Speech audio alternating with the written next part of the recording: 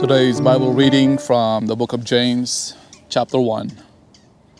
James, a servant of God and of the Lord Jesus Christ, to the 12 tribes dispersed abroad, greetings. Consider it a great joy, my brothers and sisters, whenever you experience various trials, because you know that the testing of your faith produces endurance. And let endurance have its full effect, so that you may be mature and complete, lacking nothing. Now if any of you lacks wisdom, he should ask God, who gives to all generously and ungrudgingly, and it will be given to him. But let him ask in faith without doubting. For the doubter is like the surging sea driven and tossed by the wind. That person should not expect to receive anything from the Lord, being double-minded and unstable in all his ways. Let the brother of humble circumstances boast in his exaltation, but let the rich boast in his humiliation, because he will pass away like a flower of the field. For the sun rises, and together with the scorching wind dries up the grass. Its flower falls off, and its beautiful appearance perishes. In the same way, the rich person will wither away while pursuing his activities. Blessed is the one who endures trials, because when he has stood the test, he will receive the crown of life that God has promised to those who love him. No one undergoing a trial should say, I am being tempted by God, since God is not tempted by evil, and he himself does not tempt anyone.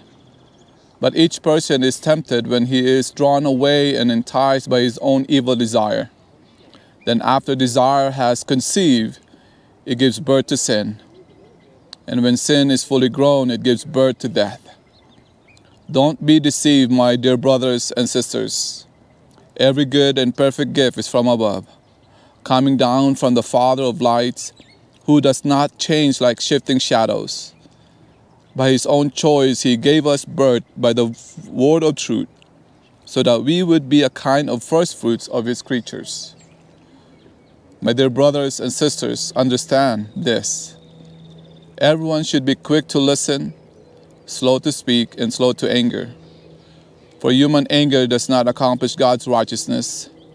Therefore, ridding yourselves of all moral filth and the evil that is so prevalent, humbly receive the implanted word, which is able to save your souls. But be doers of the word and not hearers only, deceiving yourselves. Because if anyone is a hearer of the word and not a doer, he is like someone looking at his own face in a mirror. For he looks at himself, goes away, and immediately forgets what kind of person he was. But the one who looks intently into the perfect law of freedom and perseveres in it is not a forgetful hearer, but a doer who works. This person will be blessed in what he does. If anyone thinks he is religious without controlling his tongue, his religion is useless, and he deceives himself. Pure and undefiled religion before God the Father is this: to look after orphans and widows in their distress, and to keep oneself unstained from the world. Praise be to God for the reading of his word.